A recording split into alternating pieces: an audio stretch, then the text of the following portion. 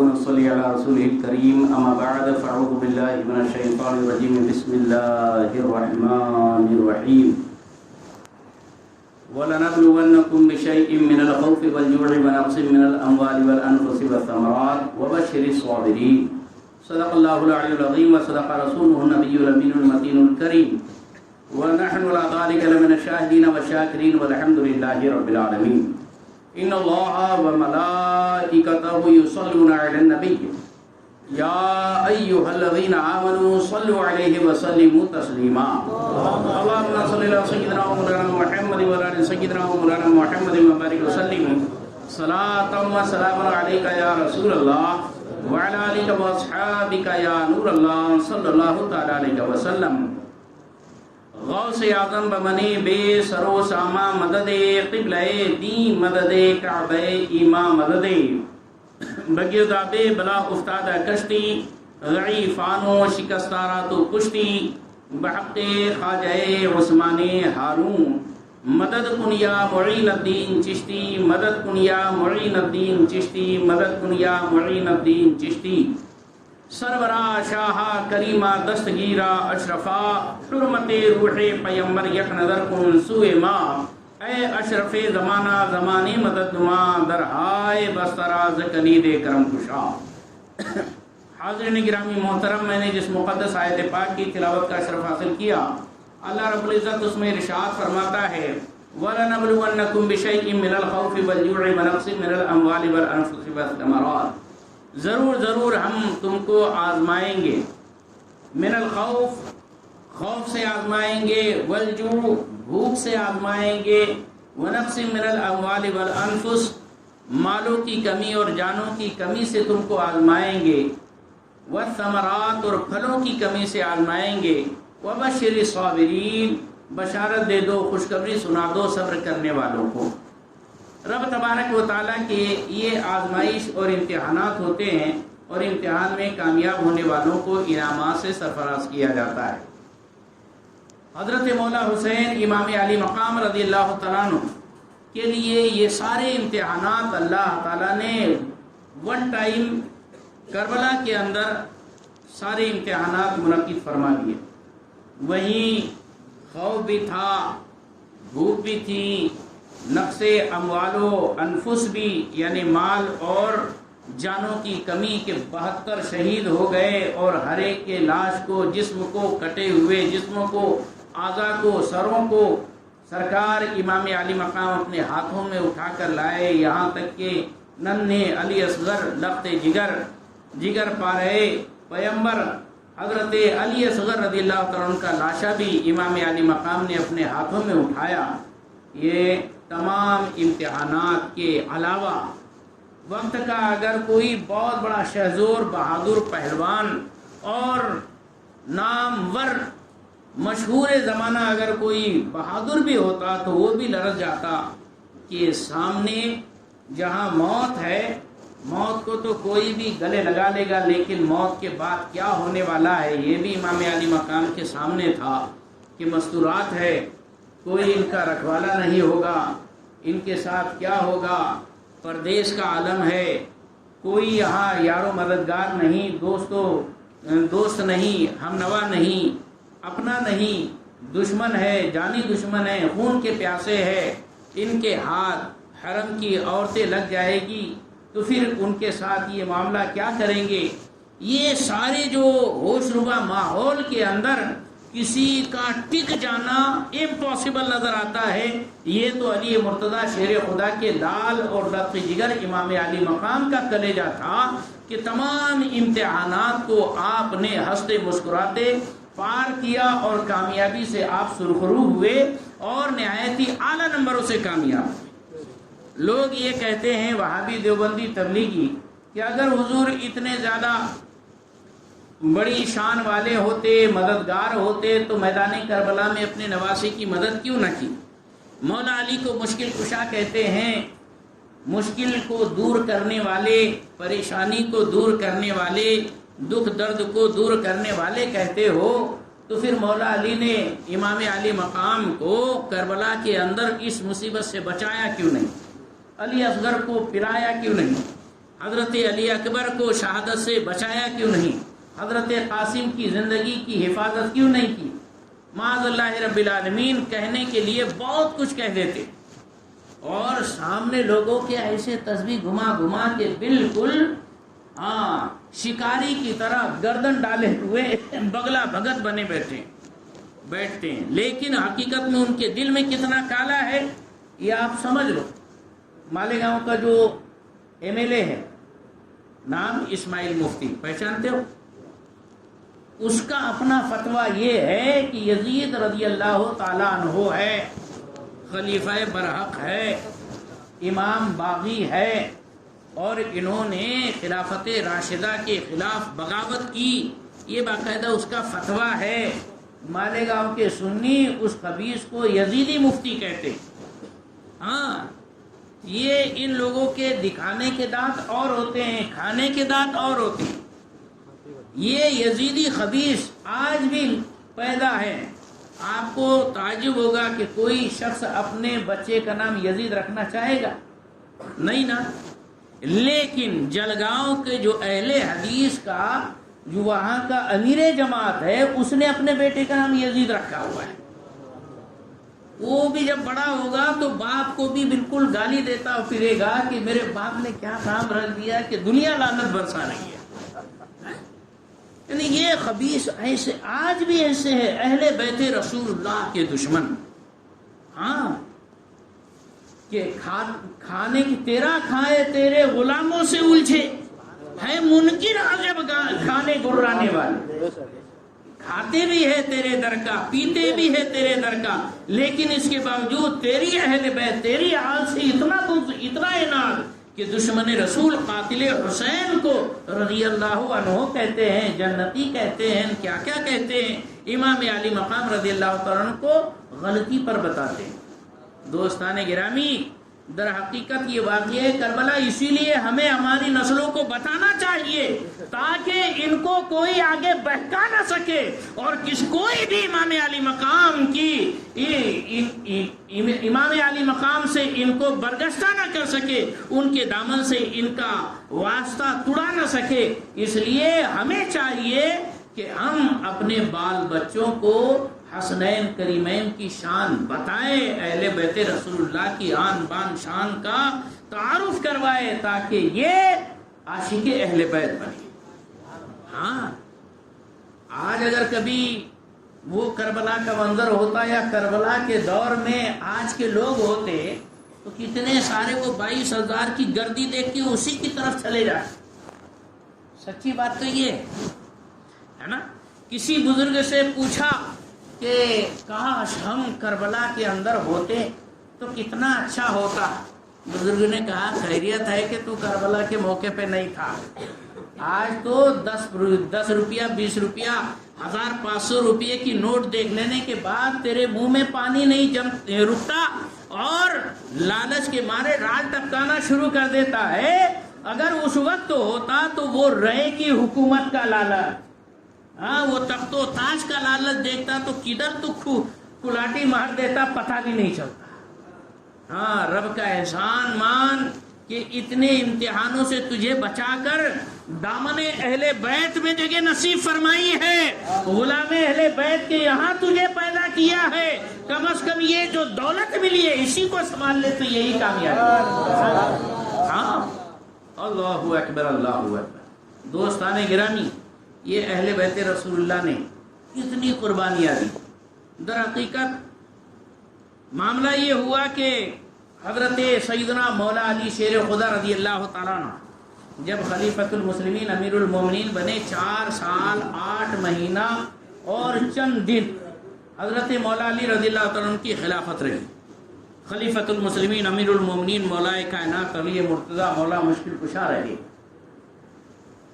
تو اس وقت تک یعنی مولا علی مشکل کشا کے خلیفہ بننے سے پہلے تک دارالخلافہ جو تھا وہ مدینہ منورہ تھا، اور مدینہ منورہ میں مسجد نبوی کے بازو ہی میں ہیڈ آفس تھی جس میں خلیفۃ المسلمین امیر المومنین بیٹھا کرتے تھے۔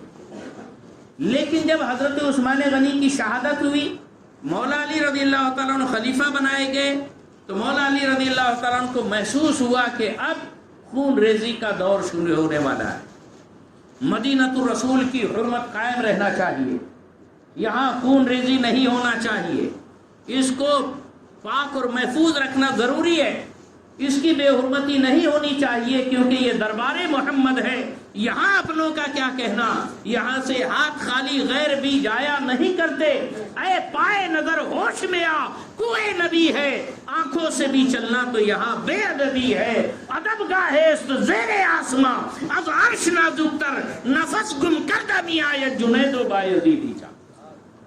لہذا مدینہ منورہ کا احترام برقرار رکھنے کے لیے مولا علی شیر خدا نے اپنی ثواب دید اور اپنی خاص طور پر سوچ بچار غور و فکر کر لینے کے بعد کوفہ کو دارالسلطنت بنایا اور دارالخلافہ جو ہے مدینہ منورہ سے منتقل کر کے کوفہ کہاں؟ عراق کے اندر، عراق میں کوفہ کو اپنا کیپٹل سٹی دارالخلافہ یہ مقرر فرمایا اور وہاں منتقل ہو گئے۔ حسنین کریمین بھی ساتھ ساتھ گئے۔ آپ اندازہ لگائیے کہ اس وقت امامین حسنین کریمین رضی اللہ تعالیٰ عنہما کی عمر 35 سے 40 سال کے آس پاس تھی۔ امام حسن امام حسین بھی مولا علی شیر خدا کے ساتھ کوفہ گئے۔ کوفہ کوئی نئی سرزمین نہیں تھی امام علی مقام کے لیے، وہاں 4 سال تک مولا علی نے قیام فرمایا، یہاں تک کہ شہادت بھی کوفہ ہی کی جامع مسجد میں حضرت مولا علی شیر خدا کی فجر کے وقت ہوئی، سب کو پتہ ہے، تاریخ میں مرقوم ہے۔ حسنین کریمین طیبین طاہرین یہ بھی کوفہ ہی میں تھے۔ لوگوں نے 4 سال تک ان پیارے نواسوں کو دیکھا تھا، ان کے طور طریقوں کو دیکھا تھا، ان کے اٹھنے بیٹھنے بول چال اور سارے معاملات کو اپنی نظر سے دیکھا تھا۔ مولا علی شیر خدا کی شہادت کے بعد پھر یہی کوفے والوں نے آگے بڑھ کر امام حسن مصطفیٰ سے ضد کی کہ حضور اب آپ خلیفہ بنے، اور سب کی رائے پر حضرت امام حسن رضی اللہ تعالیٰ عنہ خلیفۃ المسلمین امیر المومنین بنے۔ 6 مہینہ آپ نے خلافت انجام دی۔ حضرت امیر معاویہ جو تشریف لائے اور یہی کوفہ کے اندر، اور وہاں پر امام حسن مجتبیٰ رضی اللہ تعالیٰ عنہ کے ساتھ میٹنگ ہوئی، اس میں باقاعدہ معاہدہ ہوا اور امام حسن رضی اللہ تعالیٰ عنہ نے مسلمانوں میں مار کاٹ نہ مچے، خون ریزی نہ ہو، اتحاد باقی رہے، امن و امان قائم رہے، اس کے لیے تخت و تاج اور یہ ساری خلافت کی شان شوکت حضرت امیر معاویہ کے حوالے کر۔ سمجھ میں آ رہی بات؟ توجہ ہے نا؟ کتنی تعجب کی بات ہے، شہیدوں کی باتیں ہو رہی اور آپ پیالوں کو دیکھ رہے ہیں، پیالے آپ تک آئیں گے، ہے نا؟ دانے دانے پہ لکھا ہے کھانے والے کا نام، بوند بوند پہ لکھا ہے پینے والے کا نام۔ ٹینشن نہ کو لو، جس مقصد سے آئے ہیں وہ مقصد پہ دھیان دو۔ ہاں اعتکاف کی نیت کر لیجئے، نویت سنت الاعتکاف۔ حاضرین گرامی، بات یہ ہے کہ حضرت سیدنا امیر المومنین مولا حسن مجتبیٰ رضی اللہ تعالیٰ عنہ نے بخوشی خلافت حضرت امیر معاویہ کے سپرد کر دی۔ شرط یہ لگائی تھی کہ آپ کے انتقال و وصال کے بعد دوبارہ ریورس ہو کر یہ خلافت امام حسن کے پاس آئی۔ یہ پہلی شرط تھی، اور بھی دیگر شرائط تھے لیکن یہ اہم شرط ہے۔ اب ہوا یہ کہ حضرت امیر معاویہ رضی اللہ تعالیٰ عنہ خلیفہ بن گئے اور پھر حضرت امام حسن و حسین کوفہ چھوڑ کر مدینہ منورہ آ گئے نانا جان کے پاس۔ اب وہاں یہ ہوا کہ امیر معاویہ کا رضی اللہ تعالیٰ عنہ کا انتقال ہوا۔ سیدنا امیر معاویہ رضی اللہ تعالیٰ عنہ کے انتقال کے بعد یزید یہ قابض ہو گیا، خلیفہ بن گیا۔ اب یزید کیا تھا؟ پہلی بات تو پہلی شرط جو تھی اس کا النگھن ہو گیا۔ اب یزید یہ سوچ رہا تھا کہ بھئی امام حسن اگر باحیات ہوتے تو شرط یہ تھی کہ واپس امام حسن کو خلافت دینا ہے.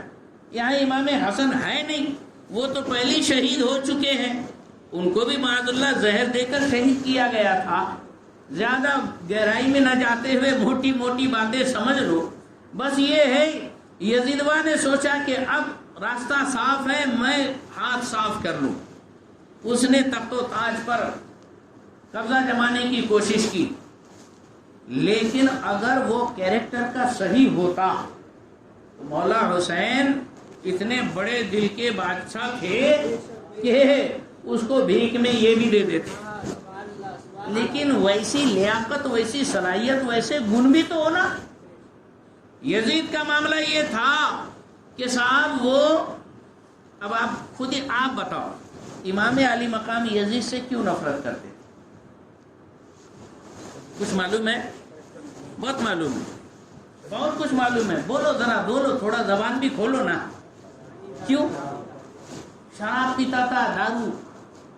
دوسرا، ناچ گانے دیکھتا تھا، اپنے محل میں نچنیاں کو بلا کر رنڈیاں نچاتا تھا. تیسرا، وہ کیا کہتے ہیں، مرغے لڑاتا تھا، کتے لڑاتا تھا. چوتھا، سود خوری، بدکاری، یہ بالکل عام ہو چکی تھی. تاریک صلاۃ تھا، نماز کا خاص اہتمام نہیں کرتا تھا. نماز چھوڑ پکڑ جو آ گیا من میں پڑھ لیا، نہیں تو نہیں پڑھا، جیسے آج کل عام طور پر لوگوں کا حال ہے. آپ ہی سے پوچھے جائے نماز پڑھتے ہیں بابا، تو بولے نہیں جب مل گیا پڑھ لیا، نہیں مل گیا تو نہیں پڑھتے.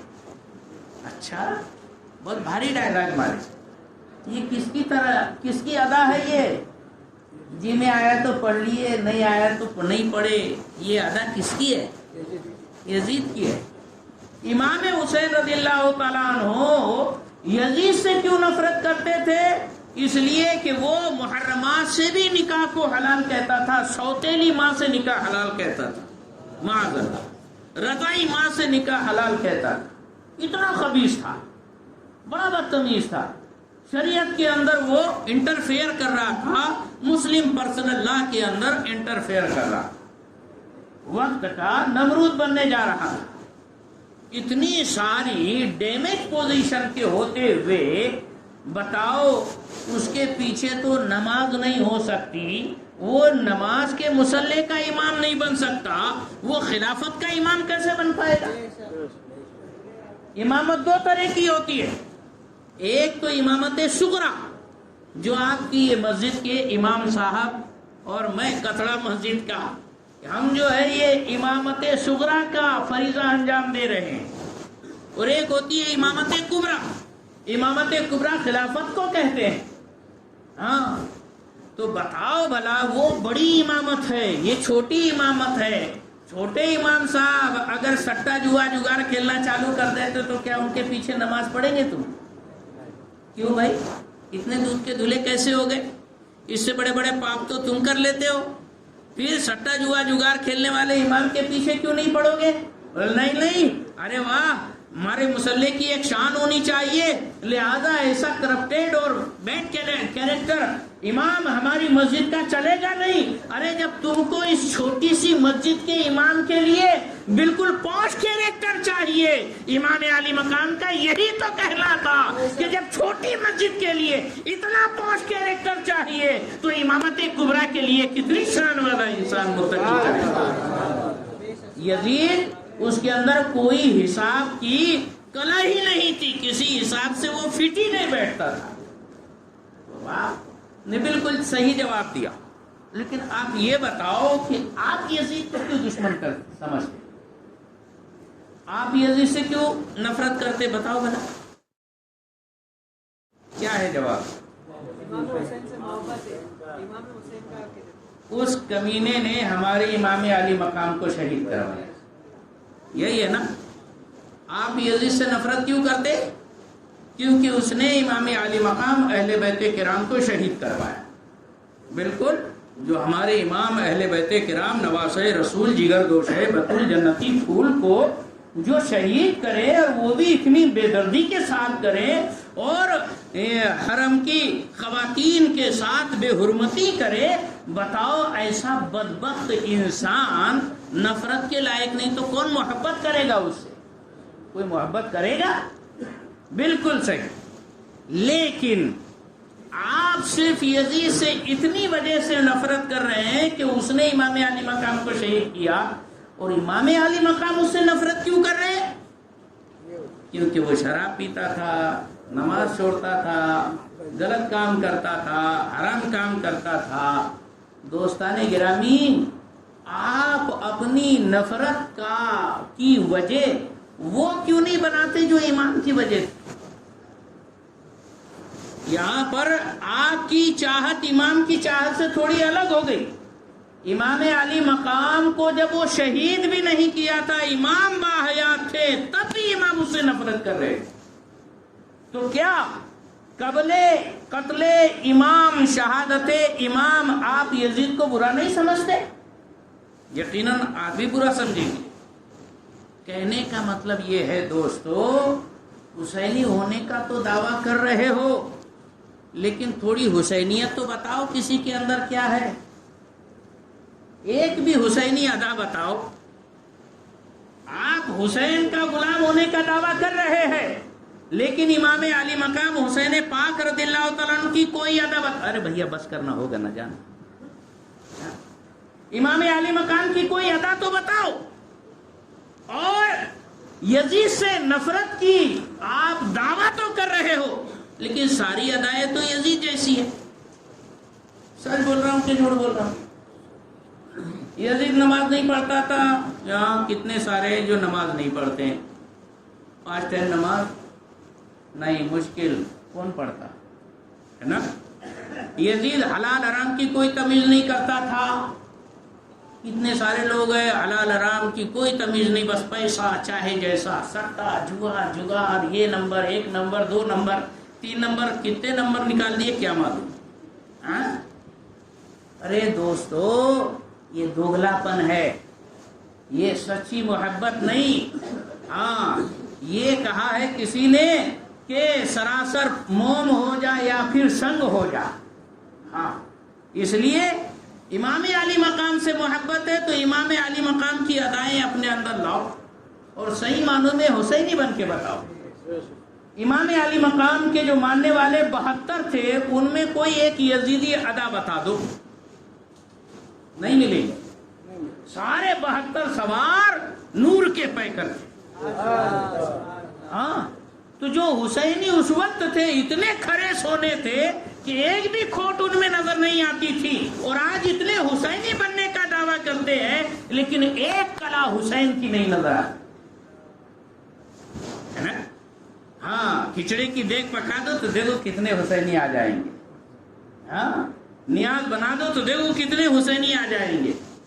اور جس نماز کے لیے امام علی مقام نے سجدے میں سر کٹایا، وہ نماز میں مسجد خالی ہے، مسجد مرثیہ خواہ ہے کہ نمازی نہ رہے، یعنی وہ صاحب اوصاف حجازی نہ رہے۔ ارے صاحب، یہاں اگر تھوڑا سا بچے کو کوئی ہاتھ مار دے تو گھر کی ہماری عورتیں باہر نکل کر پہلوانی کرنا، کشتی کرنا چالو کر دے گی۔ کیا پردن، کیا غیرتن، کیا عزت، اتنی بے پردگی ہو جائے گی۔ اور وہاں تو 72 لاشیں بھی گئی تھی، ننھا علی اصغر کٹا ہوا ہے، علی اکبر کے ٹکڑے ہو چکے ہیں، حضرت قاسم کے ٹکڑے ہو چکے ہیں، لیکن مستورات ہے کہ چیخ کی آواز باہر نہیں نکل رہی ہے، کیونکہ وہاں بھی احترام ملحوظ ہے۔ شریعت نے کہا ہے عورت کی آواز بھی عورت ہے، لہذا بے پردگی نہیں ہونا چاہیے۔ وہ حسینیت ہے۔ یہاں تو سب یزیدیت ہی عام ہے، بہت عروج پر ہے، اور کہتے ہیں کہ ہم حسینی ہیں۔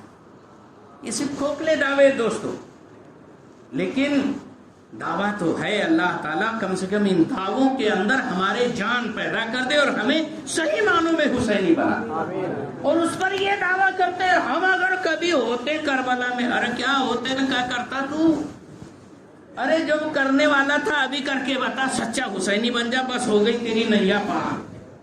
صحیح بات ہے کہ لڑکیوں پر کنٹرول نہیں، بچیاں بھاگ رہی ہے،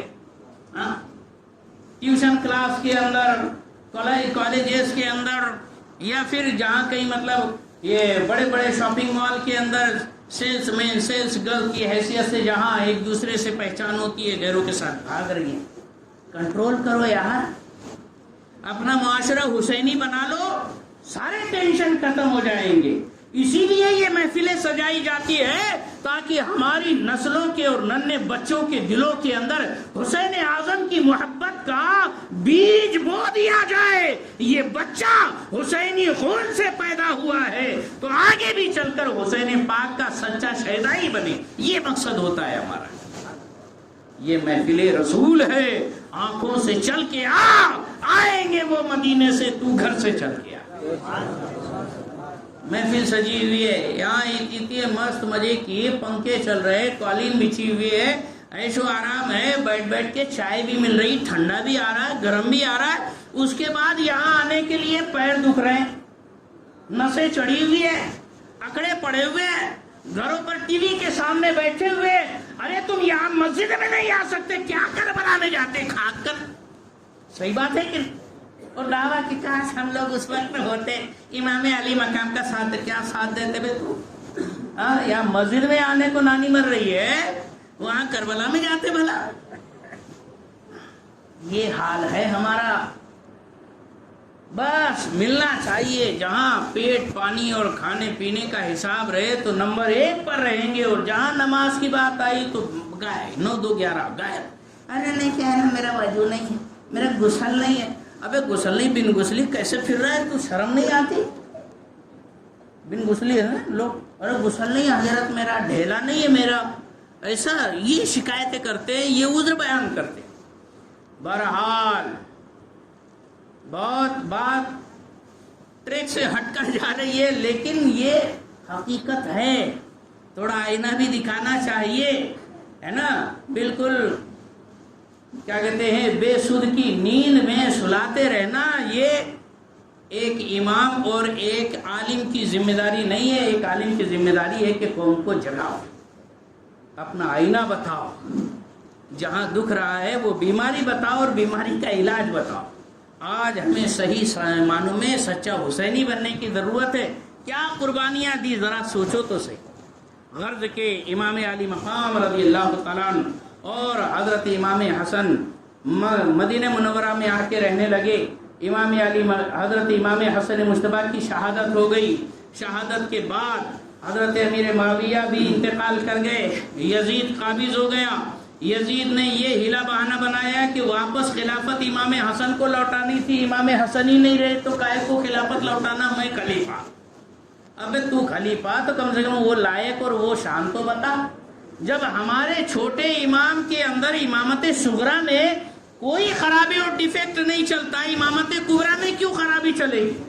لہذا اس وقت اگر کوئی آبجیکشن لینے لائق کوئی ایک شخصیت تھی پورے آسمان کے نیچے اس دھرتی کے اوپر, اکیلے امام علی مقام کی ذات پاک. اس لیے امام علی مقام نے آواز اٹھائی.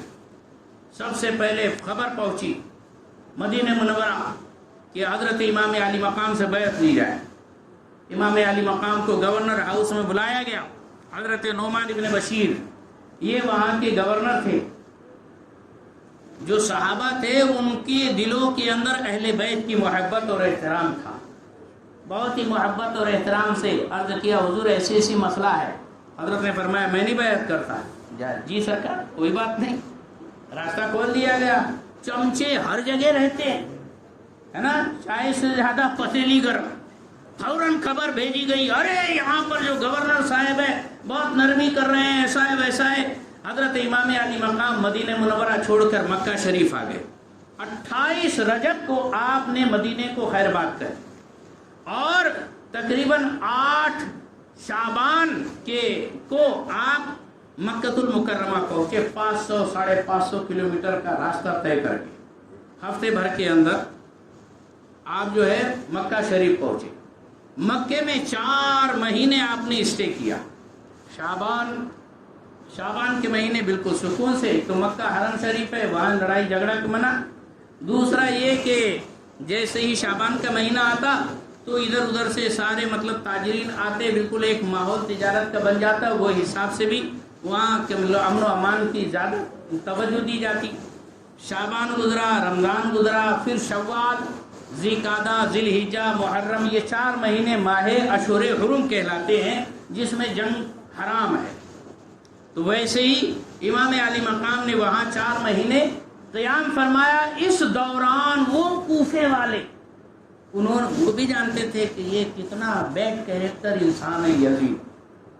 تو کوفہ کے اندر وہی خولی اس نے خط لکھا، شمر اس نے خط لکھا، اور وہاں کے بڑے بڑے چودھری، قبیلے کے سردار اور ٹھیکیدار، ذمہ دار، ان لوگوں نے خطوط لکھے. باقاعدہ 250 خطوط آئے امام علی مقام کے پاس. یزید جیسا نالائق انسان خلافت پر قابض ہو چکا ہے، اور وہ تو بالکل اس لائق ہے نہیں ہے، ہم کو وہ نہیں چلنے والا، ہم تو آپ کو چاہتے ہیں، آپ کے والد بزرگوار خلیفہ رہے، آپ کے بڑے بھائی امام حسن خلیفہ رہے، اور اب آپ ہی ان کے بعد سب سے لائق اور فائق پوری دنیا کے اندر قابل اور جو پرفیکٹ شخصیت ہے وہ آپ ہے، آپ کو آنا پڑے گا.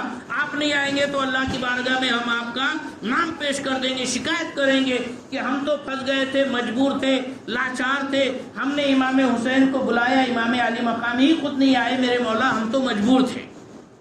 اس انداز میں 250 خط پہنچے.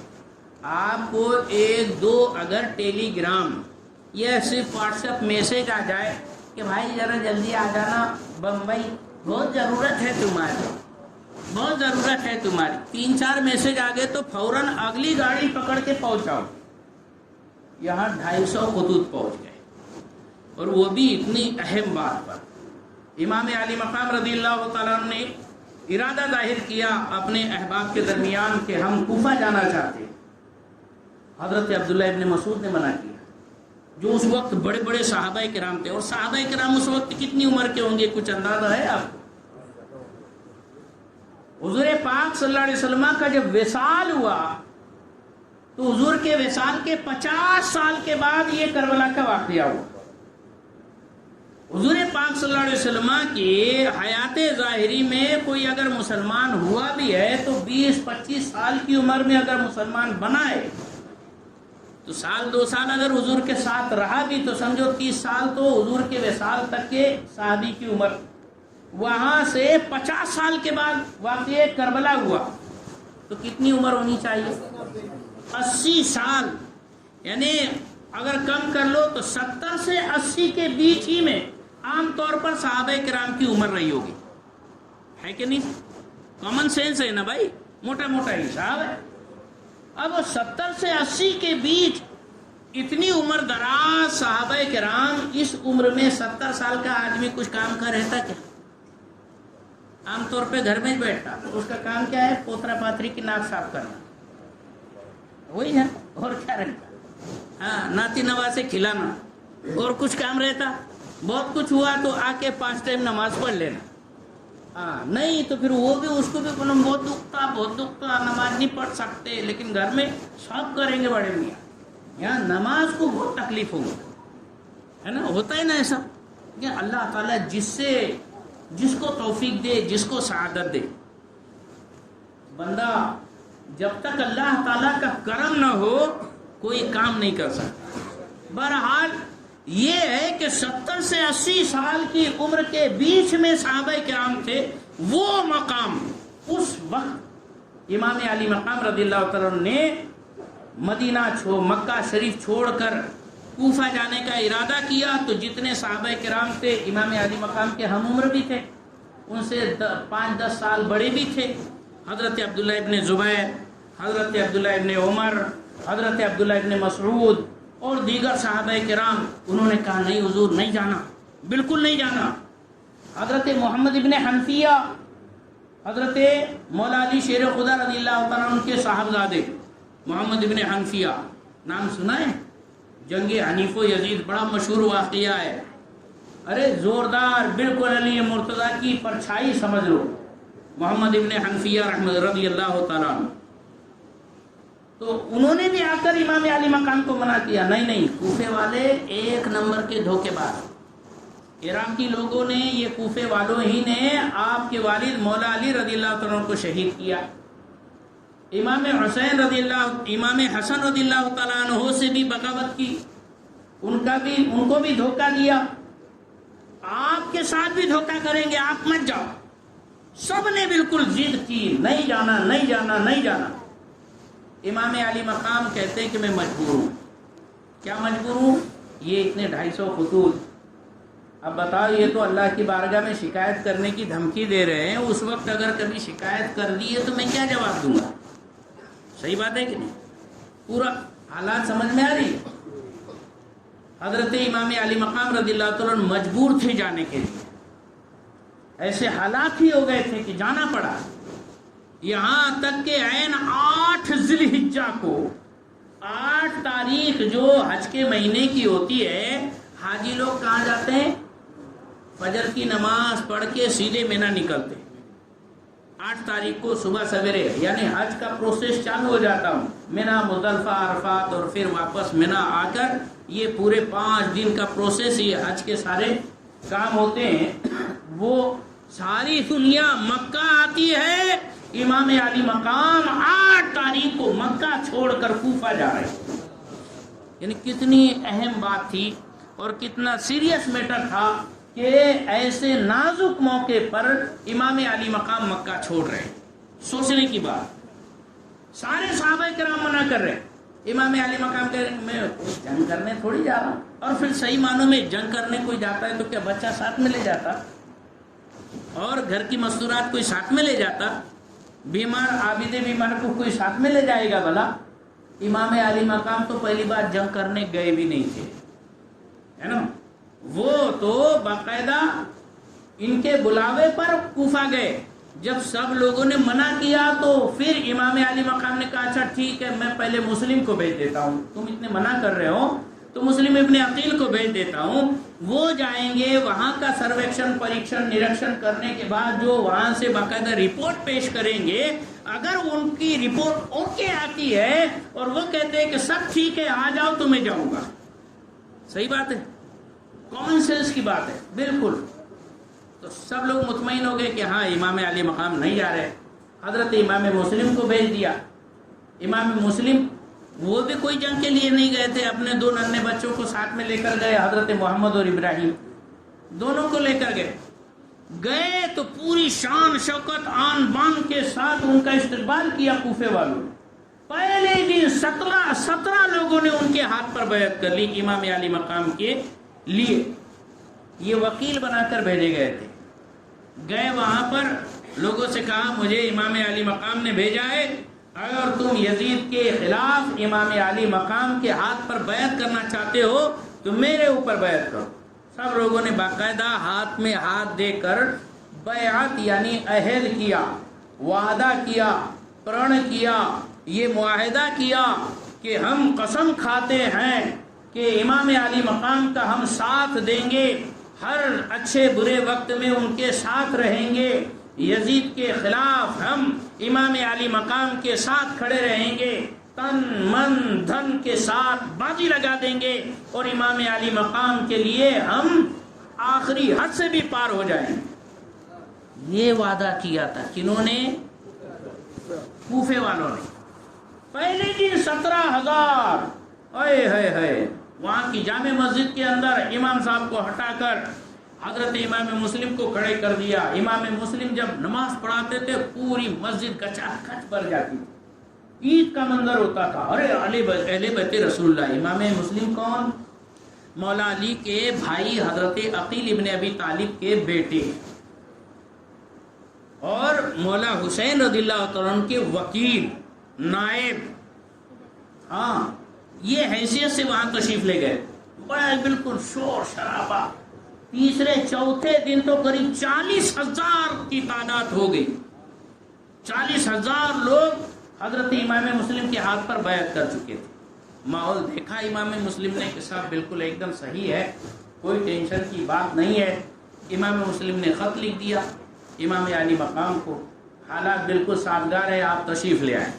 خط پہنچا اور جیسے ہی خط پہنچا تو پھر سب میٹنگ بھرائی امام علی مقام نے. جتنے صحابہ منع کر رہے تھے سب کو بلا کر کہا دیکھو اب تو کوئی بات نہیں رہی. آپ کے شکوک و شبہات کیا تھے کہ یہ کوفے والے غداری کریں گے.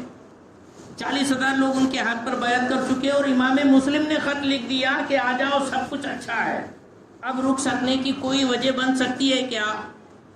تو کہا کہ دیکھیے پھر بھی جتنے تھے سب نے کہا کوفے والوں پر ہم کو بھروسہ نہیں ہوتا حضرت, آپ وہاں جاؤ ہی مت, جو کرنا ہے یہی کرو.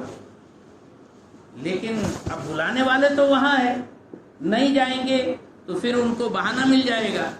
آخر مجبوراً امام علی مقام 8 ذی الحجہ کو مکہ شریف سے نکلے, 20 پڑاؤ کر کے 1700 کلومیٹر کا فاصلہ طے کر کے کوفہ کے پاس پہنچنے والے تھے. ایسے جا کر سیدھے کوفہ ادھر آئے گا تو پھر یہاں آ کر جو ہے 1000 کا لشکر لے کر آڑے آگے. کہا کہ نہیں آپ کوفے نہیں جا سکتے, آپ کو جانے سے روک دیا گیا ہے. امام مسلم رضی اللہ یہ پھر حضرت امام علی مقام کوفہ کے بازو سے یہاں پہنچے کربلا ادھر ہے, یہاں سے ایسے سیدھا کوفہ پہنچتا, لیکن سیدھے کوفے نہ پہنچتے ہوئے یہاں سے راستہ ٹن مار کر آگے یہاں کربلا پہنچے امام علی مقام. تب تک کہ تو یہاں حال کیا ہوا تھا, اللہ اکبر اللہ اکبر. جو وہاں کے یہ گورنر تھے وہ بھی اہل بیت رسول اللہ کے محبت والے تھے, نرم پہلو کرنے والے. تو چمچوں نے پھر شکایت کر دی یزید کے پاس کہ جو یہاں کے گورنر ہے یہ جو ہے ان کے ساتھ بڑی نرمی کر رہے ہیں, لہذا کوئی کڑک آدمی بھیجو. میٹنگ بیٹھی اور میٹنگ کے اندر یہ پاس ہوا کہ عبید اللہ ابن زیاد یہ جو ہے بہت سخت گیر ہے, بصرہ کا حاکم ہے, اس کو کوفہ کا بھی حاکم بنا دیا جائے, دونوں طرف کی حکومت اس کو دے دی جائے, یہ بڑی سختی کے ساتھ سب کچھ نپٹ لے گا. فوراً حکم نامہ ملا ابن زیاد, یہ باقاعدہ حجازی لباس پہن کر, بصرہ والا لباس نہیں بلکہ حجاز کا لباس پہن کر, جو خاص مکہ مدینے کے لوگوں کا لباس تھا, وہ لباس پہن کر ادھر سے آنا چاہیے تو ادھر سے آ رہا ہے. ہاں مدینہ شریف مکہ شریف کی طرف کے راستے سے وہ داخل ہوا شہر کے اندر, یہ ظاہر کرتے ہوئے کہ لوگوں کو بھرم ہو جائے کہ امام علی مقام آ گئے. لوگوں نے دیکھا کہ ارے امام علی مقام آیا, دھوم دھمال, بالکل پورے کوفہ کے اندر بالکل جشن کا ماحول, ہزاروں لوگ جمع ہو گئے. یہ مرددوا جو ہے ہر ایک کا چہرہ دیکھ دیکھ کر پہچاننے کی کوشش کیا. جیسے ہی اندر گیا چہرہ سے نقاب ہٹا کر کہا کہ میں ابن زیاد ہوں, حسین ابن علی نہیں. فوراً اس نے آرڈر پاس کیا یوگی کی طرح, فلاں کو پکڑ کے لاؤ, پھڑا کے پکڑ کے لاؤ, فلاں کو پکڑ کے لاؤ. جتنے سردار تھے سب کو پکڑ کے لا لیا گیا, ان کو جیل کے اندر ڈال دیا گیا. پھر کہا گیا کہ دیکھو اگر تم نے یزید کے حق میں ماحول نہیں بنایا تو تمہارے گھروں کو توڑ دیا جائے گا, تمہاری جائیداد کو ضبط کر لیا جائے گا, تمہارے بال بچوں کو ختم کر دیا جائے گا, تمہیں مار ڈالا جائے گا, اور تمہاری ایسی یہ ساری بے حرمتی ہوگی. اب مرتا کیا نہ کرتا, کوفے والے لوگ تھے نا, ہاں وہ تو مکی مدنی سرکار کے قریب کے لوگ تھے نہیں, ان میں کوئی بھی صحابی نہیں تھا. سب لوگ لرز گئے, گڑبڑا گئے, بھاوناؤں میں بہ گئے, حالات کے دھارے کے ہتھے چڑھ گئے, اور پھر انہوں نے باقاعدہ بولنا شروع کیا, ارے یزید کا ساتھ دو, ایسا دو, یہ کرو وہ کرو. بہرحال جو کچھ بھی ہوا ہنگامہ, پورا ماحول بدل گیا. حضرت امام مسلم رضی اللہ تعالیٰ عنہ جب یہ کوفہ کی جامع مسجد میں امامت کے لیے کھڑے ہوئے, ہزاروں کی تعداد میں لوگ تھے مغرب کی نماز میں, تو جب سلام پھیرے تو ایک بھی مقتدی پیچھے نہیں. سمجھ میں آئی بات؟ ایک بھی مقتدی پیچھے نہیں, سب غائب. کوفی لا یوفی, کوفہ والے وفا نہیں کرتے, بے وفائی کا ثبوت ملا. حضرت امام مسلم کو سب سے پہلا جو جھٹکا اور سب سے بڑا ٹینشن جو تھا وہ یہ کہ میں خط لکھ چکا ہوں کہ سارے سب کچھ حالات صحیح ہے, آپ آ جاؤ, اب کیا ہوگا, میرا جو ہو جائے, لیکن میرے امام کے ساتھ کیا ہوگا, وہ سب سے بڑا ٹینشن تھا. اللہ اکبر. آپ جانتے ہیں امام مسلم رحمۃ اللہ تعالی علیہ اب کوفے کی گلیوں سے نکل رہے ہیں. پہلے یہ تھا کہ بڑے بڑے لوگ پل کے بچھائے ہوئے امید کرتے تھے کہ ہمارے گھر حضرت تشریف لائے, ہمارے گھر قدم رکھ دے, ہمارے گھر پاؤں رکھ دے. آج بھی ایسی ہوتا نا, حضرت ہمارے گھر پہ آ جائے, حضرت ہمارے گھر پہ آ جائے. ہاں, لیکن حالات بدل جائیں تو کہاں حضرتن کیا حضور, ایسا ہو جاتا. پھر دیکھنے والے بھی ایسے دیکھ کر ایسے منہ پھیر لے کے نکل جاتے. اتنے جلدی لوگوں کی محبتیں اور کیا کہتے ہیں عقیدتیں بدل جاتی ہیں. امام مسلم رضی اللہ تعالیٰ عنہ خون علی کے ساتھ ایسی غداری. اللہ اکبر.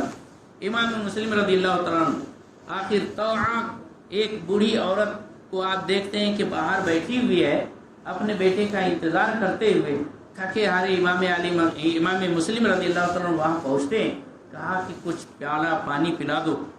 بوڑھی عورت, عرب کے لوگ وہ مہمان نوازی کرنا فخر سمجھتے تھے. فوراً گئی, پیالے میں باقاعدہ پانی لا کر دیا. حضرت نے بیٹھ کر پانی نوش فرمایا, پھر دوسرا پیالہ پیا اور آپ بھی وہیں آرام کرنے کے لیے ٹیک لگا کر بیٹھ گئے. بوڑھی عورت کہنے لگی دیکھیے شام ہونے کو ہے, اندھیرا گھر رہا ہے, آپ یہاں اکیلے مت بیٹھو, جاؤ آپ اپنے قیام گاہ پر جاؤ. کون ہے پتہ نہیں, پہچانتی نہیں تھی وہ عورت. حضرت امام مسلم نے فرمایا کہ میرا تو کوئی ٹھکانہ ہی نہیں ہے, میری تو کوئی قیام گاہ ہی نہیں ہے. آپ کون؟ کہا میں مسلم بن عقیل, اللہ یہ اہل بیت میں سے. کہا ہاں ہاں. تو بوڑھی عورت اہل بیت کرام کی بڑی عزت کرنے والی. فوراً اپنے گھر میں لے کر گئی, ایک کمرے کو صاف ستھرا کیا, وہاں حضرت کو بیٹھایا, کھانا پانی جو کچھ تھا پیش کیا اور بہت کچھ خیال رکھنے لگی. اس کا جو بیٹا تھا وہ سپاہی تھا وہاں, ابن زیاد, عبید اللہ ابن زیاد نام تھا کوفہ کے گورنر کا, اس خبیث مردود کا. اس نے اعلان کرا دیا تھا کہ جو بھی حضرت امام مسلم کا پتہ بتائے گا یا ان کا سر لائے گا اس کو انعام دیا جائے گا. لوگ جو ہے بالکل خون کے پیاسے, جان کے دشمن بن کر امام مسلم کی تلاش کر رہے تھے. یہ بڑھیا کا لڑکا بھی جو سپاہی تھا وہ بھی خون انعام کے لالچ میں ڈھونڈتا پھر رہا تھا. ڈھونڈتے ڈھونڈتے پریشان ہو گیا. رات گئے, جب گھر پر آیا تو اماں نے اس کو کھلایا پلایا سلا دیا. لیکن اس نے دھیان کیا کہ ماں بار بار بازو والے کمرے میں جا رہی ہے. تعجب کی بات ہے, پوچھا کون ہے؟ تو ماں نے کہا ارے ہمارے نصیب جاگے ہیں, اہل بیت کرام میں سے امام علی مقام امام حسین کے وکیل اور کفیل یہاں پر آئے ہوئے, اور حضرت امام مسلم ہمارے یہاں قیام پذیر ہے. لڑکے نے کہا دیکھو انہی کی تلاش میں تو دن بھر پریشان تھا اور یہ میرے گھر میں. ارے بیٹا کیا بات ہے, جا کر ہاتھ چومو, ملاقات کرو, دعا لو, سلام کرو. کہا نہیں جلدی سے پہلے تو خبر کروں گا, ان کو گرفتار کرانا ہے. کہا بیٹا اللہ سے ڈر. ماں نے بہت کچھ گڑ گیا. کہا ارے آج کل کے جو انڈے ہوتے ہیں نا, تھوڑا سا پر نکلا تو ماں باپ کو بے وقوف سمجھتے. بولتے اماں تم کو نہیں سمجھتا, ابا تم کو نہیں سمجھتا, تم کو کیا معلوم. اتنی شانہ اور ہوشیار پنا کرتے نا. تو وہ بھی یہی ٹائپ کا تھا. یہ یزیدیوں کا طریقہ ہے ماں باپ کو بولنا آپ کو کیا سمجھتا. اس نے بولا تم کو کیا معلوم. گیا باقاعدہ اطلاع کر دی. وہاں سے باقاعدہ صبح ہوتے تک کے تو فوج کا ایک دستہ پہنچ گیا. امام مسلم رضی اللہ تعالیٰ عنہ پر تیر برسائے گئے. امام مسلم رضی اللہ تعالیٰ عنہ باہر نکلے, وہاں جو کچھ بھی جنگ ہوئی, یہاں تک کہ ایک وار میں حضرت امام مسلم رضی اللہ تعالیٰ عنہ کا جبڑا کٹ گیا اور دندان مبارک شہید ہو گئے, خون منہ میں سے جانے لگا اور کافی کمزور ہو گئے. کسی طور پر ان لوگوں نے امام مسلم رضی اللہ تعالیٰ عنہ کو اپنے قابو میں کیا. وہ بھی ایک خبیث جو تھا وہ چھپکے سے, ان کا کمانڈر جو سامنے نہیں آیا تھا, اچانک سامنے آتا ہے, سب کو روکتا ہے, رکو رکو رکو, کیوں ان کو مار رہے ہو؟ یہ حضرت امام مسلم ہے, حضرت مولا حسین کے وکیل و کفیل ہیں, اور ان کو مہمان کی اتنی بے حرمتی کرتے ہو, ہرگز کوئی حملہ نہیں کرے گا. امام مسلم نے دیکھا کہ یہ تو کچھ وفاداری بتا رہا ہے اور سب اس کا مان بھی رہے ہیں. تو پھر ساتھ میں وہ کہتا ہے کہ دیکھیے حضرت آپ جنگ مت کیجئے, کاہے کو جنگ کر رہے ہیں, کیوں اتنا خون ریزی کر رہے ہیں, آپ تلوار دے دیجئے, میری امان ہے, میں آپ کے ساتھ ہوں. امام مسلم فرما رہے کہ نہیں مجھے تو دھوکے کا اندیشہ ہے. کہا نہیں حضور میں آپ کے ساتھ ہوں, کیوں دھوکے کا اندیشہ لگ رہا ہے؟ تلوار لیا, حضرت امام مسلم نے تلوار دے دی. فوراً آگے بڑھ کر لوگوں نے رسی سے حضرت امام مسلم رضی اللہ عنہ کو باندھ دیا. کہا کہ یہ پہلی گدا ہے, یہ علی کا گھر بھی وہ گھر ہے کہ اس گھر کا ہر ایک بچہ جہاں پیدا ہوا شیر خدا معلوم ہوتا ہے. دھوکے سے امام مسلم کو قابو میں کیا گیا, پھر لے جایا گیا یہ دارالخلافہ اور گورنر ہاؤس لے جایا گیا. وہاں امام مسلم رضی اللہ تعالیٰ نے پانی, دروازے سے اندر داخل ہوتے وقت پانی کا مٹکا دیکھا, کہا پانی پیش کرو. کسی نے پانی دیا, جیسے ہی منہ کو لگایا خون تو بہ رہا تھا, خون سارا پانی کے اندر آ گیا. وہ پھینک کر دوسرا پانی لیا گیا, اس میں بھی خون. تیسرا پانی لیا گیا, ٹوٹے ہوئے دانت اس میں آ گئے. کہا کہ اب شاید میری قسمت میں دنیا کا پانی نہیں لکھا ہے. بہرحال امام مسلم اندر گئے, جو کچھ مکالمہ ہوا, آخر امام مسلم رضی اللہ تعالیٰ عنہ کو اوپر لے جا کر وہاں سے گردن شہید کر کے جسم سے جدا کر کے آپ کے جسم اطہر کو اوپر سے نیچے گرا دیا گیا, اور اس طور پر امام مسلم رضی اللہ تعالیٰ عنہ کی شہادت عمل میں ہے. دوستان گرامی, امام مسلم رضی اللہ تعالیٰ عنہ جب ان کے ساتھ یہ معاملہ کیا جا رہا تھا, آپ رونے لگے اچانک. تو ابن زیاد کہتا ہے کہ ارے علی کے خاندان والے ہو کے رو رہے ہو, رونا آپ کو شوبہ دیتا. کہا میں اپنی وجہ سے نہیں رو رہا ہوں, مجھے بس یہ ڈر ہے میں نے جو لکھ دیا میری لکھاوٹ پر بھروسہ کر کے میرے امام وہاں سے چل پڑے ہوں گے, اب آگے کیا ہوگا. اللہ اکبر.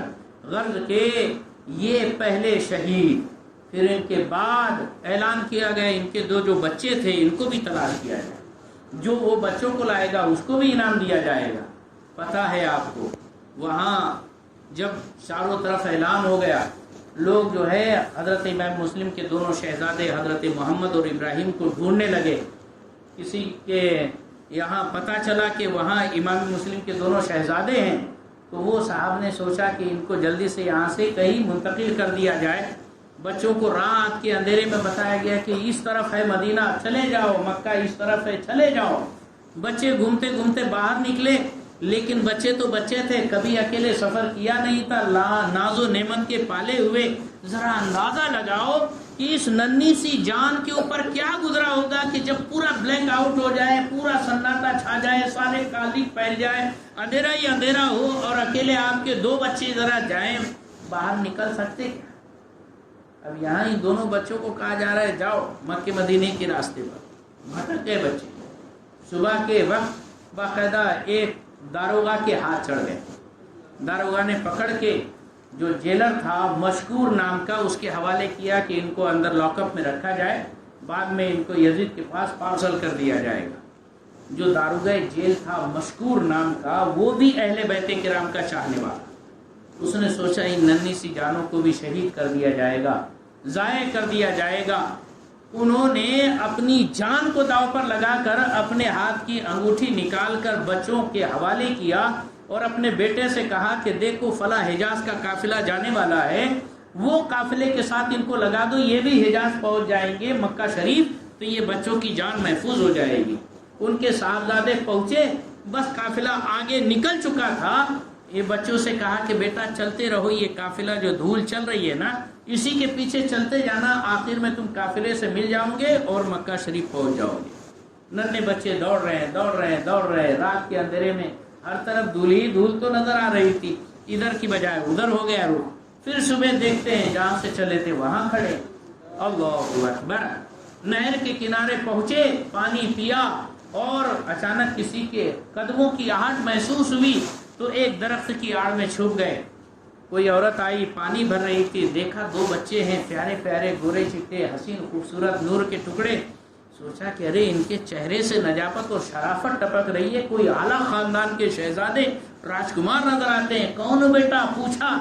بچے کبھی جھوٹ نہیں بولتے, وہ بھی اہل بیت کی اولاد, وہ تو کبھی جھوٹ نہیں بولتے. کہاں ہم مسلم ابن عقیل کے بیٹے ہیں, میرا نام محمد ہے, ان کا نام ابراہیم ہے. کہا اچھا ماشاءاللہ, آؤ میری مالکین جو ہے وہ اہل بیت کی بڑی یہ شیدائی ہے, تمہاری بڑی خدمت کریں گی. ساتھ میں دونوں بچوں کو لے کر پہنچی. واقعی جو گھر کی مالکین تھی وہ اہل بیت کی چاہنے والی تھی. دونوں بچوں کا استقبال کیا, انہیں غسل دیا, پیر دبائے, کھانا کھلایا اور پانی پلایا، نہایت احترام کے ساتھ ایک روم کے اندر ان کو بٹھایا، سلا دیا۔ اللہ اکبر، دن کیسے گیا پتہ ہی نہیں چلا۔ وہ اہل بیت کی دیوانی بس بچوں پر جان نثار کر رہی ہے، پل پل میں آ کر ان کا خیال رکھ رہی ہے۔ رات گئے، اس کا شوہر آیا، تھکا ماندہ تھا، کھایا پیا، کچھ کیا نہیں کیا کہ سو گیا۔ اچانک رات میں بچوں کے رونے کی آواز سے جاگ گیا، ارے میرے گھر میں تو کوئی بچہ نہیں ہے، پھر یہ کون رو رہا ہے؟ بیوی سے پوچھا کون ہے یہ؟ تو بیوی تو سوچ رہی تھی کہ بیچارہ تھکا ہارا ہے، سو گیا، اس کو کیا معلوم، لہذا بھولی بھالی سمجھی کہ یہ بھی اہل بیت کا ہی دیوانہ ہوگا۔ اس نے بتا دیا کہ ارے امام مسلم کے دونوں شہزادے ہمارے یہاں مہمان بنے ہوئے ہیں، کتنے نصیب کی بات ہے کہ میرے گھر حضور کے نواسے آئے ہوئے ہیں۔ اللہ اکبر۔ وہ آدمی کہتا ارے اسی کو تو تلاش کر رہا، دن بھر ڈھونڈتے ڈھونڈتے میرا گھوڑا مارا گیا اور وہ بچے میرے گھر میں پڑے ہوئے ہیں۔ اللہ اکبر۔ رات ہی میں اس نے دست درازی شروع کر دی۔ عورت نے ہزار روکنے کی کوشش کی، اس کو جھٹکا مارا، دیوار سے سر پھوڑ دیا ٹکرا کر۔ بچے اس کے آ گئے سامنے کہ ابا یہ کیا کر رہے ہو، اہل بیت کا خون بہانا چاہتے ہو؟ اپنے بیٹے کو تک مار ڈالا اس نے۔ آخر دونوں بچوں کو اس نے گھسیٹتے ہوئے اسی نہر فرات کے پاس لے گیا، دونوں کی گردنیں کاٹ کر ٹوکرے کے اندر ڈالی، جسموں کو دریا کے حوالے کیا اور سروں کو لے کر ابن زیاد کے یہ گورنر ہاؤس میں پہنچا اور کہا کہ یہ دیکھو مجھے انعام دیا جائے، یہ ٹوکرے سونے چاندی سے بھر دیے جائے۔ کیوں انعام دیا جائے؟ میں نے مسلم کے دونوں شہزادوں کو مار ڈالا۔ کہا مسلم کے شہزادوں کو مارنے کے لیے تو نہیں کہا گیا تھا، کیوں مارا تو نے؟ کہا کہ ارے اگر میں لے کر آتا تو دوسرے لوگ ہی چھین لیتے، میرے بجائے دوسرے لوگ انعام لے لیتے، جو پہلے پہنچتا ان کو لے کر ان کو انعام مل جاتا، اس کے لیے میں نے سوچا کہ ان کو ختم کر دیا ہے۔ کہا نہیں، اگر یزید کو پتہ چل گیا، یزید کو تو معلوم ہے کہ ہماری جیل کے اندر دونوں بچے ہیں، اس نے اگر زندہ سلامت بلا لیا تو میں کہاں سے لاؤں گا، مار ڈالو اس کو۔ لالچ کا گھر خالی، وہ بھی مارا گیا۔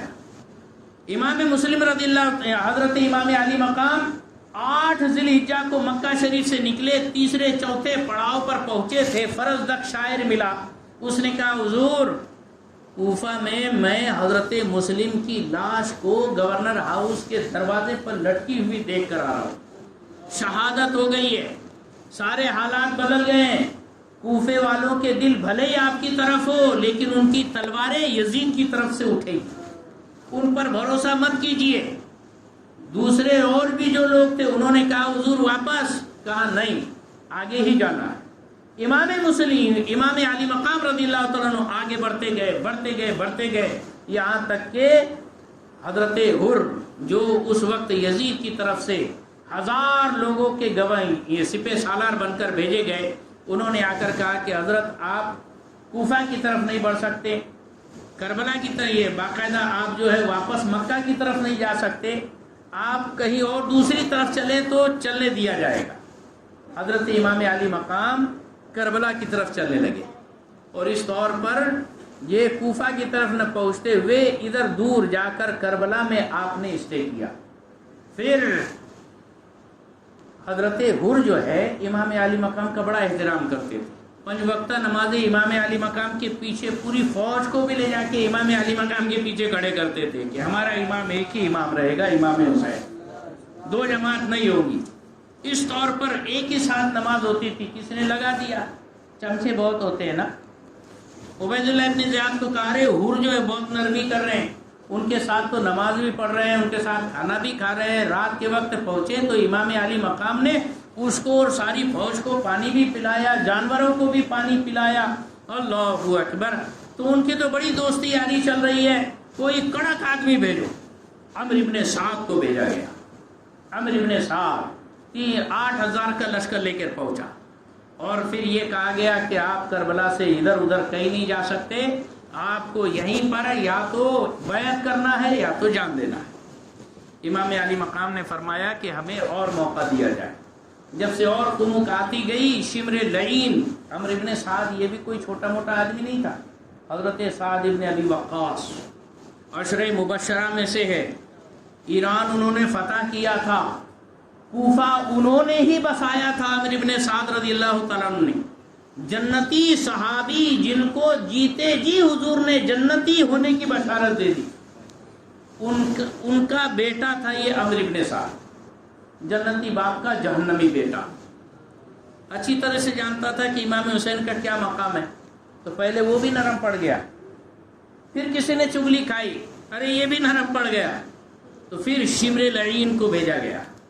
شمر آیا اور دیگر کمک لے کر، اور عمرو ابن سعد سے کہا کہ عبید اللہ ابن زیاد نے کہا ہے کہ تم اگر سخت نہیں بنتے ہو تو کمان میرے ہاتھ میں دو، میں پورے لشکر کا بالکل انچارج بن جاؤں گا، تم میرے ہاتھ کے نیچے۔ عمرو ابن سعد نے کہا مجھے تو رائے کی حکومت چاہیے، 2-5 منٹ کی بات رہیں گی، یہ 72 لوگوں کو صاف کر دوں گا، اس کے بعد رائے کا مہاراجا بن جاؤں گا۔ لالچ میں آ کے کہا کہ نہیں سپہ سالار تو میں ہی رہوں گا۔ پھر اس نے سختی کا رخ اپنایا، اور سب سے پہلے اہل بیت کرام پر یہی عمرو ابن سعد نے تیر چلایا، جبکہ اس کے باپ حضرت سعد ابن ابی وقاص وہ صحابی رسول تھے کہ جنگ احد میں حضور پاک صلی اللہ علیہ وسلم ان کو تیر دیتے تھے اور فرماتے تھے ارمے یا سعد فدا کا ابی و امی، اے سعد تیر چلا تجھ پر میرے ماں باپ قربان۔ ساری دنیا حضور کے لیے کہتی تھی حضور آپ پر میرے ماں باپ نثار ہو، میرے ماں باپ آپ پر قربان ہو۔ حضور نے حضرت سعد ابن وقاص کے لیے فرمایا تھا کہ اے سعد تیرے اوپر میرے ماں باپ قربان ہو۔ اس جنتی باپ کا جہنمی بیٹا تھا یہ عمرو ابن سعد۔ پیسوں کی لالچ میں کیسا اندھا ہو جاتا ہے انسان۔ تو یہ آپ سوچو، یہ شمر بھی کوئی چھوٹا موٹا آدمی نہیں تھا۔ شمر کے بارے میں کیا جانتے ہیں آپ؟ یہ شمر وہی خبیث ہے جس نے سب سے زیادہ تکلیف پہنچائی ہے اہل بیت۔ شمر ہی نے امام علی مقام کی سینے پر بیٹھ کر گلے پر چھرا چلایا ہے، سر ناس کو تن سے جدا کیا ہے۔ یہ شمر لعین ظالم کون تھا؟ یہ حضرت مولا علی کا سالہ تھا۔ مولا علی رضی اللہ تعالیٰ عنہ کی جو بیویاں تھیں، بی بی فاطمہ کے رہتے اور کوئی دوسری شادی کرنا حضرت مولا علی کے لیے حضور نے حرام فرما دیا۔ بی بی فاطمہ کا انتقال ہوا تو بی بی فاطمہ نے وصیت کی تھی کہ میری بھانجی امامہ سے نکاح کرنا۔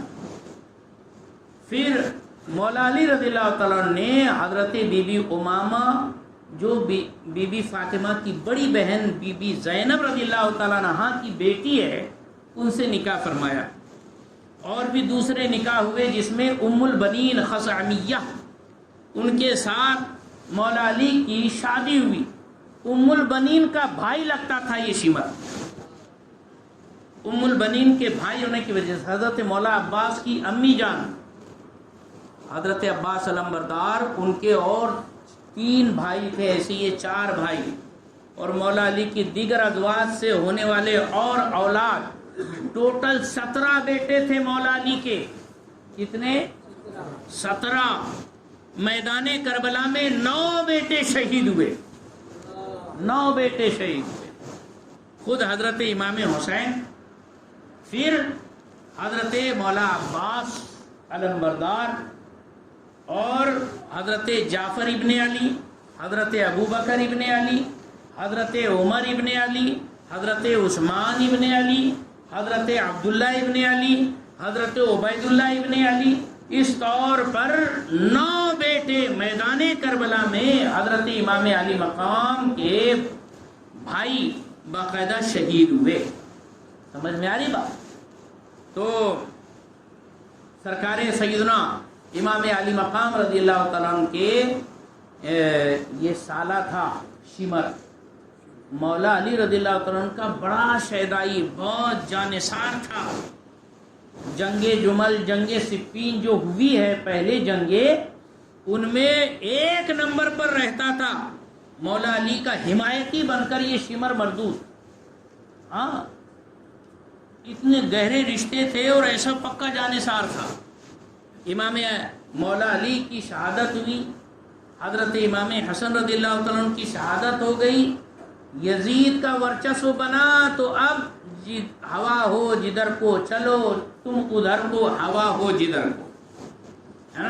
یہ جو وقت کی نزاکتوں کو سمجھنے والے اور مصلحتوں کے ساتھ مصالحت کرنے والے ایسے ہی لوگ ہوتے ہیں جو اپنے ایمان کا سودا کر لیا کرتے ہیں. تو اس خبیث نے بھی ایسے ہی سودا کر لیا.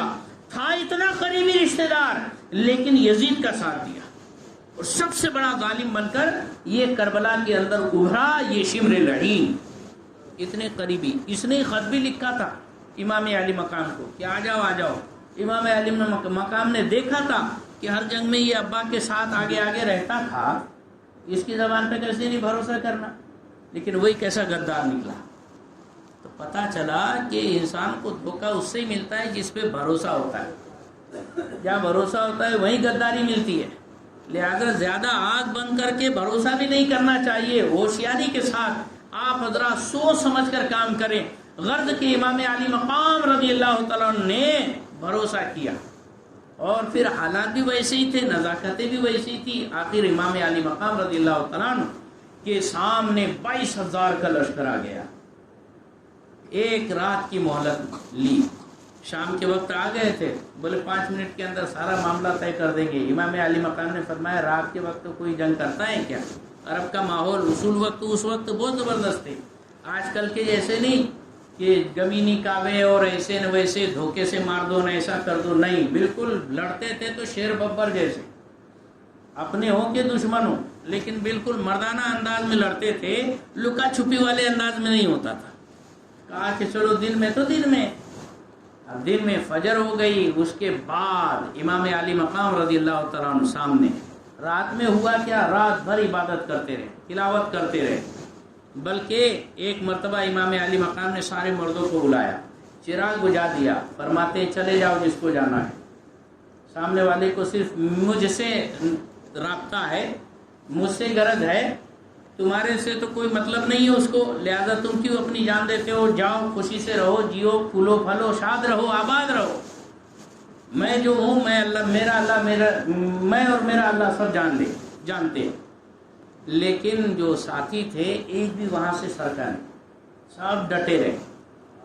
آپ اگر کبھی بلیک ہو جائے اور لائن غائب ہو جائے تو کتنے سارے چلے جائیں گے کہ بہت ہو گیا یار, مولانا نے پکا دی, 1 گھنٹہ ہو گیا.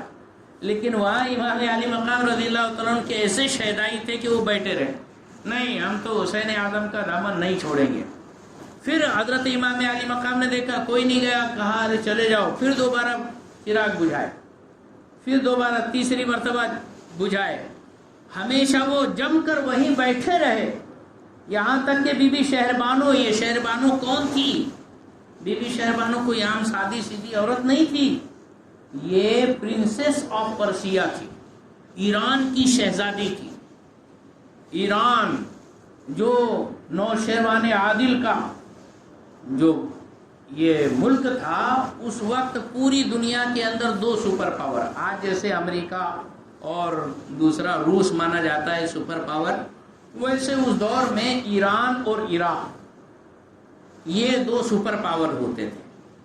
اس میں سے ایک سپر پاور کو حضرت عمر فاروق اعظم کے دور میں حضرت سعد ابن ابی وقاص نے ہرایا تھا.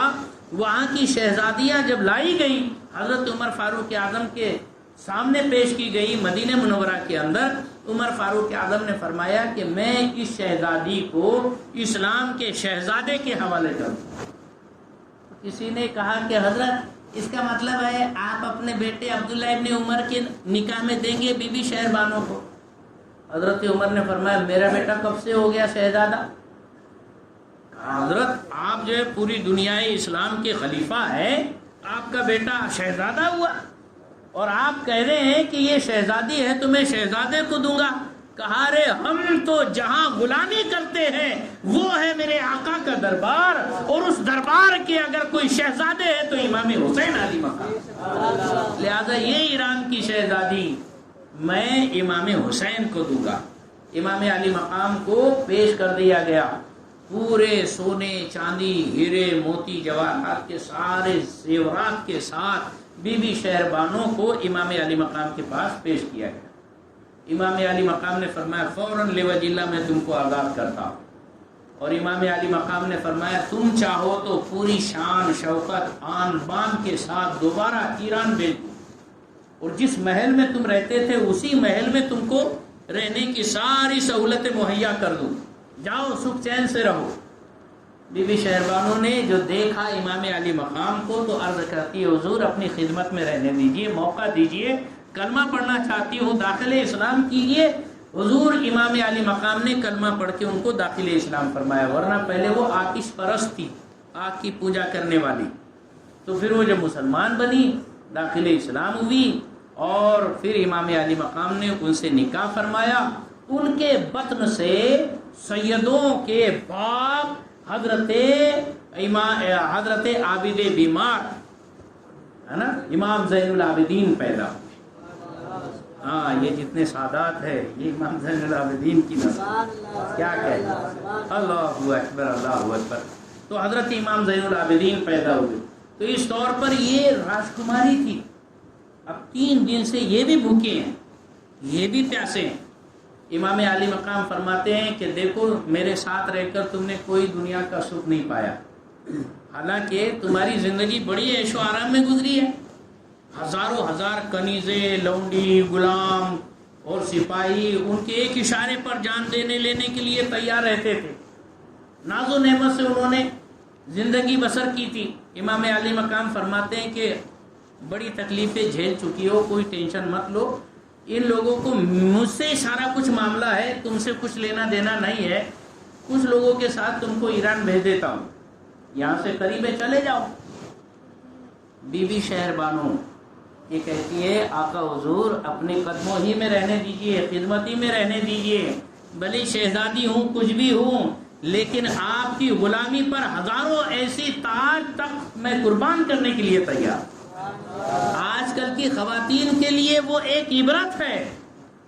آج کل کی عورتیں شوہر کے اوپر کوئی تھوڑے سے حالات تنگ ہو جائے، پریشانی آ جائے، تھوڑا سا لاس ہو جائے، بزنس تھوڑا سا ڈگمگا جائے تو عورتیں بے چین ہو جاتی ہے نا، دولہے کو کوستی ہے، تانے دیتی ہے، پریشان کرتی ہے، ٹارچر کرتی ہے، میرے تو یہ کیا کہتے ہیں مانگ پوری نہیں ہو رہی، مجھے تو اچھا سا ڈریس نہیں مل رہا ہے، مجھے تو یہ لالی پاؤڈر کے لیے پیسے نہیں مل رہے ہیں، مجھے شاپنگ کے لیے پیسے نہیں مل رہے ہیں، دولہے کا دماغ کھا کے خراب کر دیتے۔ جبکہ ہونا کیسے چاہیے کہ آج کل کی کوئی بھی عورت بی بی شہربانو جیسی کوئی راجکماری نہیں بن سکتی، لیکن وہ وقت کی تاجدار کی بیٹی ہونے کے باوجود امام علی مقام کے ساتھ اس مصیبت کے وقت بھی ڈٹ کر کھڑی ہوئی۔ ویسے ہی آج کی خواتین کو چاہیے کہ شوہر کی حوصلہ افزائی کرے، ہاں ساتھ نہیں چھوڑنا چاہیے۔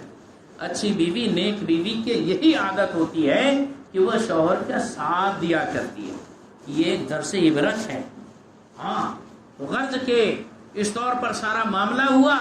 دوسرے دن صبح سویرے جب لشکر تیار ہو گیا، دونوں طرف سے آمنے سامنے صفیں باندھ لی گئی، حضرت حر بڑے بے چین، رات میں بھی کھانا نہیں کھائے، پانی نہیں پی رہے، تو جو ان کا ایک غلام تھا، ان کا ایک لڑکا تھا، وہ پریشان، یہ جناب آپ کے والد صاحب اور مالک حر پانی بھی نہیں پی رہے، کھانا بھی نہیں کھا رہے، بڑی بے چینی کا مظاہرہ کر رہے ہیں، کیا بات ہے؟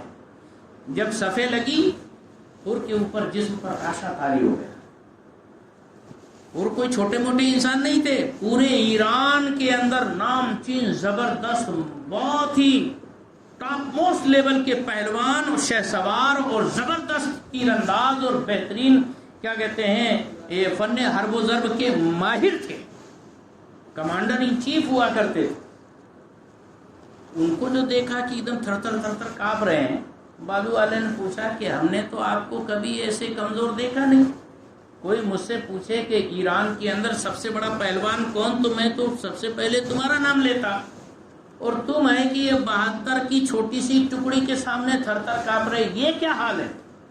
کہا کہ دیکھو دراصل میں معاملہ یہ ہے کہ میں جنت اور دوزخ کے بیچ کھڑا ہوں، ہاں مجھے بڑا افسوس ہے، مجھے نہیں معلوم تھا کہ یہاں تک نوبت آ جائیں گی اور یہ حالات ہو جائیں گے، میں تو سمجھا کہ اہل بیت رسول اللہ ہے، حضور کے نواسے ہیں اور جگر گوشہ بطول ہے، ان کے ساتھ کوئی کتنا کیسے ظلم کر سکتا ہے؟ لہذا کچھ لے دے کر بات آخر کچھ صلح صفائی کے اندر ختم ہو جائے گی، اس حساب سے میں آ گیا تھا، لیکن یہاں تو بالکل مرنے مارنے اور جان لینے دینے کی بات ہے، لہذا میں تو اہل بیت کے خون سے اپنے ہاتھوں کو رنگ نہیں سکتا۔ بے چین ہو گئے، اور جب بگل بج گیا جنگ کا تو یہ گھوڑا دوڑا کر امام علی مقام کی بارگاہ میں پہنچے۔ امام علی مقام نے دیکھا حر آ رہا ہے، لوگوں نے دیکھا حر آ رہا ہے، حضرت حر وہاں پہنچے تو اترنے کے بعد گھٹنے زمین پر ٹیک دیے اور ہاتھ سر پر رکھ لیا۔ عرب کا ماحول تھا کہ سرنڈر ہونے کے لیے ہاتھ سر پر رکھے جاتے تھے، ہاتھ سر پر رکھ دیا۔ ادھر پوری 22,000 کی یزیدی فوج دیکھ رہی ہے کہ ہمارا کمانڈر جا رہا ہے، ابھی جائیں گا، سر اڑا دے گا، ایسا مارے گا نہ ویسا کاٹے گا، لیکن وہاں دیکھا کہ وہ تو سر پر ہاتھ رکھ کے گھٹنے کے زمین پر ٹیک کر بیٹھ گیا، مطلب سرنڈر ہو گیا۔ سب حیران ہو گئے کہ یہ کیا بات ہوگی، اور وہاں حال یہ ہے کہ حضرت حر آنکھوں میں آنسو لا کر کہتے ہیں حضور میں آپ کا سب سے پہلا گنہگار، صحیح اللہ جانتا ہے کہ مجھے پتہ ہی نہیں تھا کہ حالات اتنے برے ہو جائیں گے اور یہ نالائق آپ کے خون کے پیاسے ہو جائیں گے، اور آج مرنے مارنے اور کاٹنے تک بات پہنچ جائے گی۔ مجھے بالکل یقین نہیں تھا میرے مالک، آپ کیا میری معافی اور میری توبہ قبول ہو سکتی ہے؟ اللہ اکبر۔ یہی حر تھے، انہوں نے سب سے پہلے راستہ روکا تھا نا، ان کو احساس ہو گیا، لیکن در کس کا ہے؟ اہل بیت رسول اللہ، امام علی مقام کا در۔ امام علی مقام آگے بڑھ کر کاندھے کو پکڑ کر حضرت حر کو کھڑے کرتے ہیں اور فرماتے ہیں حر انت حر فی الدنیا والآخرہ، تم دنیا میں بھی حر ہو اور آخرت میں بھی حر ہو، کہ ان امک کما سمت کا حر فانت حر فی الدنیا والآخرہ، تیری ماں نے جیسا تیرا نام حر یعنی آزاد رکھا، حر کے معنی ہی آزاد ہوتے، تو واقعی تو دنیا میں بھی آزاد ہے اور آخرت اور جہنم سے بھی آزاد ہے۔ اللہ اکبر، اللہ اکبر۔ حضرت حر رضی اللہ تعالیٰ عنہ بے قرار ہو گئے، عرض کرتے ہیں سرکار سب سے پہلے میں نے راستہ روکا تھا، سب سے پہلے تکلیف میری طرف سے آپ کو پہنچی ہے، لہذا سب سے پہلے مجھے اجازت دی جائے کہ اب میں سب سے پہلے شہید ہوں۔ امام علی مقام نے اجازت دے دی۔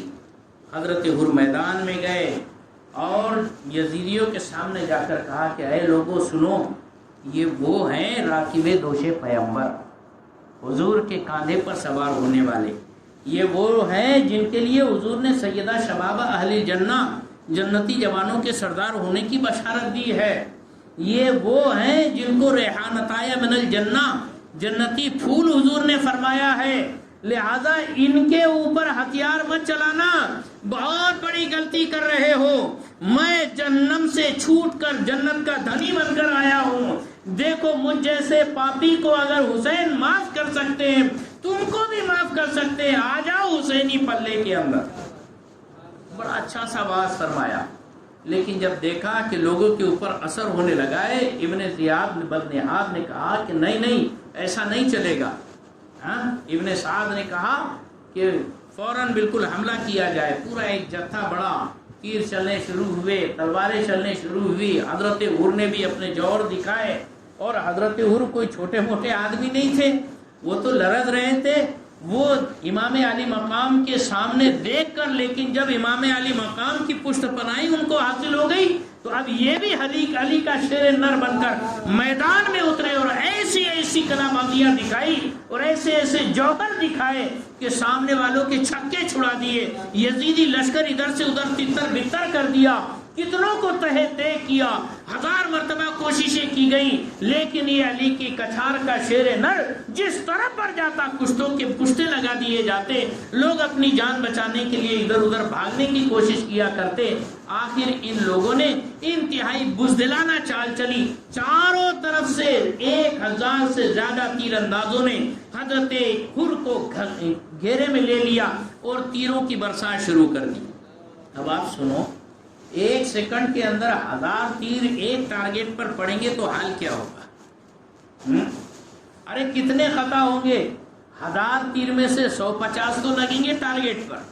حضرت حر رضی اللہ تعالیٰ زخموں سے چور چور ہو گئے، کوئی آگے بڑھ کر بھالا چلا رہا ہے، کوئی آگے بڑھ کر تلوار چلا رہا ہے، کوئی آگے بڑھ کر برچھی چلا رہا ہے، کوئی خنجر سے زخمی کر رہا ہے۔ حضرت حر اس عالم میں بھی لوگوں کا جواب دے رہے ہیں، آخر ادری یا حسین آہ ادرکنی، اے میرے امام حسین مجھے تھامیے، میری مدد کیجئے۔ امام علی مقام آگے بڑھے۔ اس وقت جنگ میں بھی تھوڑی بہت شرافت یہ تھی کہ جس سے لڑتے اس سے ہی لڑتے۔ امام علی مقام لینے کے لیے آ رہے ہیں تو ان امام علی مقام پہ نہیں جھپٹا مارا انہوں نے۔ امام علی مقام آئے، حضرت حر بالکل آخری سانسیں گن رہے تھے، زمین پر پڑے ہوئے ہیں۔ امام علی مقام نے جھک کر گھٹنا زمین سے لگایا، حضرت حر کا سر لیا اپنے زانوں پر اور اپنے پیارے ہاتھوں سے حضرت حر کے چہرے پر جو جمی ہوئی گرد تھی اس کو صاف کرنے لگے۔ حضرت حر نے جو آنکھیں کھولی، امام علی مقام کو اپنے سامنے دیکھا، صحیح معنوں میں تو ان کی زندگی کی قیمت وصول ہو گئی۔ مرتے وقت آل رسول کا زانو نصیب ہو رہا ہے، گود نصیب ہو رہی ہے۔ امام علی مقام نے جھک کر حضرت حر کی پیشانی کو بوسہ عطا فرمایا اور فرمایا انت حر فی الدنیا والآخرہ، تم دنیا میں بھی آزاد ہو، آخرت میں بھی آزاد ہو۔ یہ آپ کا کہنا تھا۔ ایک ہچکی بھری حضرت حر نے اور آپ کی جان جان آفری کے سپرد ہو گئی۔ انا للہ و انا الیہ راجعون۔ پہلا شہید کربلا کا حضرت حر رضی اللہ تعالیٰ عنہ۔ پھر اس کے بعد سرکار امام علی مقام کی بارگاہ میں حضرت حبیب ابن مظاہر آئے۔ حبیب ابن مظاہر صحابی رسول، لوگ بولتے صحابہ کہاں تھے؟ 12 صحابہ کرام جنگ کربلا میں شریک تھے۔ حضرت حبیب ابن مظاہر 95 سال کی عمر،